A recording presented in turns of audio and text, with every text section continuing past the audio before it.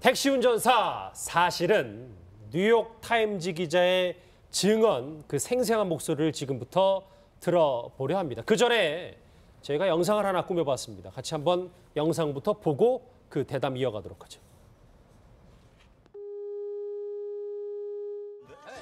나이스 미쳐. 렛츠고 광주. 타. 광주 가는 새길 같은 건 없습니까? 막연히 역사 속에서 배웠던 거로도 심각하다고 생각했었는데 국가가 누구를 위해 존재하는 언젠가도 다른 국민이 함께 하게 되었으니 아마 그분께는 최고의 보상이 되고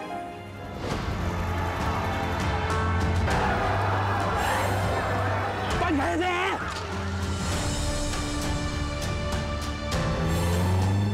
Promise me. You're not alone. 여기 걱정하지 마시고.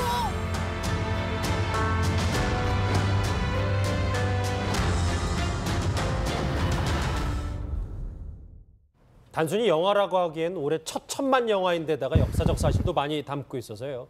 그래서 저희가 영화에서 미처 담지 못한 잘 알려지지 않은 뒷이야기들을 좀 보겠습니다. 먼저 아까 잠깐 언급이 됐던 이 힌치페터 기자의 한국 취재기를 담은 책에 참여하고 실제로 직접 만났던 이 최상훈 뉴욕타임즈 특파원에게 그 목소리를 한번 들어볼 텐데 이 사람이 좀 어떤 사람인지 백 변호사님 설명을 좀 부탁드릴게요. 네, 지금 일단 힌치페터 기자는 지금 택시 운전사라는 영화를 보신 분들 아시겠지만 거기에 나온 이제 독일 기자고요. 그리고 그 택시를 타고 광주의 참상을 알리는 필름을 가지고 나오고 나중에 관련된 책을 썼는데 이 지금 최상훈 뉴욕타임즈 특파원은 그 책에 같이 참여를 해서 썼던 분이고요. 거기다 힌치페터 기자를 여러 번 또 만났던 분이기 때문에 네. 이분이 이번 이 택시 운전사 영화에 관련해서 사실은 실제하고 다른 게 이제 나쁜 의미가 아니라 또 다른 것들이 있다라는 것을 알려서 좀 더 약간 화제가 되고 있는 상황입니다. 예, 택시 운전사의 그 힌치페터 기자가 원래 영화 속에서는 광주를 한 번 찾았는데 사실은 한 번이 아니었다는 증언이 나왔습니다. 그 목소리 한번 집중해서 들어보시죠. 키 안에 필름을 숨겨갖고 포장을 멋있게 해갖고 결혼 선물인 것처럼 갖고 나갔다. 김포공항을 무사히 통과해서 일본 공항에 도착해서 이제 마중 나온 사람에게 필름을 넘기고 공항에서 다시 비행기를 타고 그날 한국에 다시 돌아와요. 돌아와서 광주로 다시 내려가죠. 이종우 시점. 그러니까 네. 원래 저 필름이라는 게 영화를 못 보신 분들도 계시니까 예. 5.18 광주의 참상을 담은 그 필름이 그 당시 이제 정권에게서 이제 압수될 위기니까 일본을 통해서 넘어갔다는 건데. 그렇죠. 근데 광주를 그 위험한 광주를 한 번도 아니라 두 번이나 갔다는 증언이 나왔어요. 네, 그렇습니다. 자, 이 증언은 사실은 뭐 새로운 건 아니에요. 왜냐하면 힌스페터 기자가 1997년인가요? 기자협회에서 나온 이 책에 이 이야기를 밝혀요. 또 뒷이야기를 거기서 이미 언급이 됐는데 영화를 못 보신 분들 때문에 제가 입이 근질근질하지만 스포일러가 약간 하시면 안 됩니다. 조금만 포함시켜드리면 네. 영화와 다른 점이 한 두 가지 정도만 크게 말씀을 드릴게요. 네. 이 영화의 가장 핵심이 평범한 택시 운전사인 김만섭 씨가 이제 우연히 정말 힌스페터 씨를 태우고 광주로 내려가서 광주의 참상을 보고 이 굉장히 이 참상에 대해서 마음이 바뀌게 되고 그다음에 이 힌스페터 기자를 다시 이제 그 공항에 내려다 주고 지금까지 헤어졌다. 이게 영화의 어떤 큰 줄거리인데 네. 두 가지가 다릅니다. 하나는 이 힌스페터 기자가 도쿄에서 이제 서울에 도착하자마자 보니까 택시 운전사가 있었다. 그러니까 김사복 씨라고 지금 얘기되는 기다리고 있었다. 그리고 두 번째 같이 내려가는데 굉장히 노련하게 운전하더라. 즉 설명이 굉장히 구체적이 돼 있는데 아주 위험한 곳을 스스로 헤쳐나가서 광주에 도착하더라. 세 번째, 영화에서는 혼자 내려가는 걸로 돼 있지만 네. 사실은 독일 기자와 함께 또 영상 이렇게 음향 담당 감독과 함께 다른 어떤 기자와 함께 4명이 내려갑니다. 그러니까 그런 부분들이 자세하게 이렇게 좀 보면 비하인드가 좀 다른 부분들이 있었다는 거죠. 네. 아까 지금 갑자기 다른 사실을 갑자기 다 말씀하시는 바람에 그 최상훈 특파원이 얘기했던 영화 네. 다른 사실 또 하나 있습니다. 그 목소리 한번 더 듣고 대담 이어가도록 하죠. 그러니까 영화에는 보면 자기가 아는 한국 기자가 택시를 부릉부릉 돼 있잖아요. 그런데 자기가 김포공항에 도착했을 때 이미 김사복이라는 택시 운전수가 기다리고 있었다는 거야. 그러니까 자기가 아는 사람이 이미 김사복이라는 택시 운전수를 공항에 보냈는 거야. 영화를 못 보신 분들은 만약에 영화를 못 보신 분들은 이번 방송을 통해서 포인트를 잘 기억하고 계셨다가 영화 보면서 그럼요. 이렇게 비교하시면 좋을 것 같아요. 근데 이렇게 인연이 된 두 사람인데 그 힌츠페터 기자가 열심히 이제 수소문을 했는데 또 만나지는 못한 걸로 알려져 있더라고요. 그렇죠. 영화와는 다르게 두 번씩이나 광주를 데려다 네. 주죠.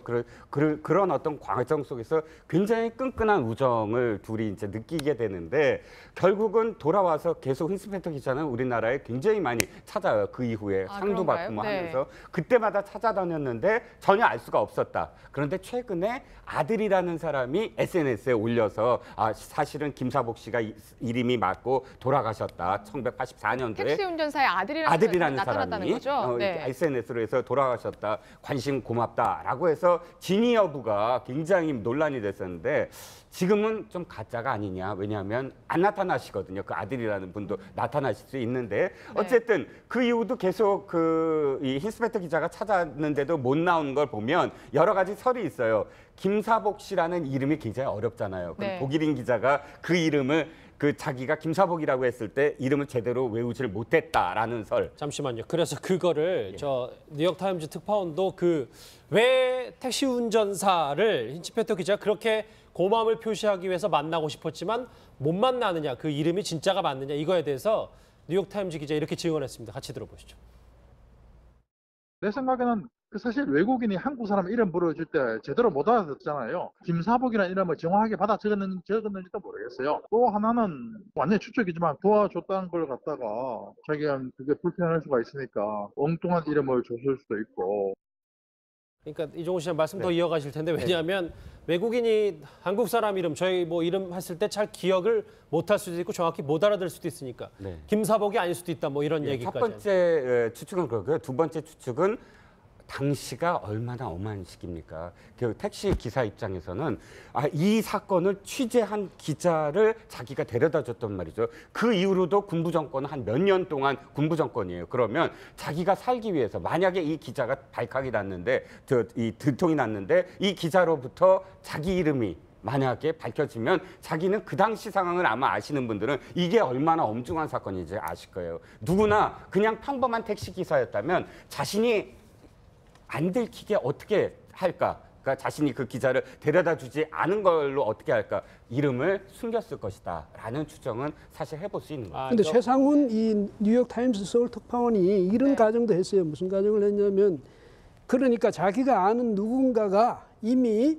김사복이라는 택시 운전수를 공항에 보낸 거야. 그 누군가가 이 사람 그 페터 기자 이 사람이 온다는 소식을 들은 그 사람을 잘 아는 사람이 언제 공항에 도착할 때냐 나가서 실어주라고 이야기했을 수가 있거든. 네. 그렇다면 이런 경우 같으면 이렇게 주선을 했던 사람이라도 나타나야 된다 이 말이지. 그런데 이제 이번 이 영화가 끝나고 이제는 그런 걱정이 다 없어지면 부담이 다 없어지면 혹시 이 김사복 씨가 안 나타나더라도 그 주선해주거나 이런 사람이 있었다면 그 사람이라도 나타날 수 있지 않을까 이런 생각이 드네요. 잠시만요. 지금 저희 중간에 속보 하나가 들어왔는데 정리를 좀 해봐야 될 것 같습니다. 미국의 태평양 사령관이 외교적 방책이 가장 중요하다. 그러면서 이 미국의 전략사령관은 북한의 미사일 요격 충분한 능력이 있다. 오늘 미군의 탑3가 한국을 찾아서 성주 사드 기지까지 방문했기 때문에 미군이 가진 모든 전략 자산을 한반도에 제공하겠다. 그리고 북한의 행동 미국에도 위협이 되고 있다. 훈련을 통해서 모든 옵션이 가능케 할 것이다. 이제 북한에 대해서 오늘 우리 민족기를 통해서 북한이 또 영상까지 공개하면서 대대적으로 선전을 했는데 그거에 대해서 미국이 일축하는 그런 방금 전에 메시지, 미국의 군 지도부의 말까지 있었습니다. 다시 이제 힌츠페터 씨 얘기를 좀 정리를 해볼게요. 왜냐하면 이제 택시 운전사가 워낙 관심이 있고 그 기자가 안타깝게도 작년에 세상을 떠났기 때문에 아까 방금 전에 보셨던 문 대통령도 영화를 직접 보면서 힌츠페터 씨의 부인과 함께 그 아쉬움을 얘기한 적이 있습니다. 힌츠페터 씨 부인이 저희 채널A 기자와 인터뷰에서 이런 얘기를 한 적이 있습니다. 그 목소리 한번 들어보시죠.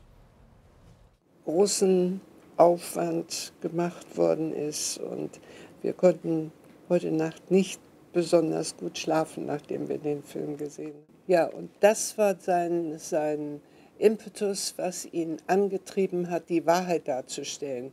Er wollte jetzt die Wahrheit zeigen. Das war sein Haupt. 그 5.18의 잔혹함 찬상을 히치패터 기자의 그 카메라가 다 전해서 이제 해외 전파를 통해서 알려지게 됐고 지금도 저희가 그 화면을 보고 있는데 그 기자 말고도 영화 속의 주인공 그 송강호 씨가 분한 그 택시 운전사 앞으로도 이제 찾기는 좀 힘들다 이렇게 봐야 되는 거 아니겠습니까? 아, 그렇죠. 왜냐하면 영화사가 이 영화를 하기 전에, 그러니까 개봉하기 전에, 만들기 전에부터 굉장히 한 몇 개월 동안 김사복 씨를 찾아다녔대요. 네. 그러니까 그만큼 여러 가지 어떤 공을 들였겠죠. 지금은 옛날이랑 달라서 이 인적 네트워크, 그러니까 그 이 주민등록증이라든 이런 네트워크가 잘 돼 있지 않습니까? 몇 개월 동안 찾아왔을 때 실패했다고 한다면 또 힌스페터 씨가 이렇게 그 영화의 마지막 부분에 나와서 직접 이렇게 얘기를 하는 것까지 아신다면, 살아계신다면 아마도 나오실 거예요. 그런데 안 나오시는 걸 보면 사실 찾기가 힘들지 않을까 싶습니다. 알겠습니다. 네.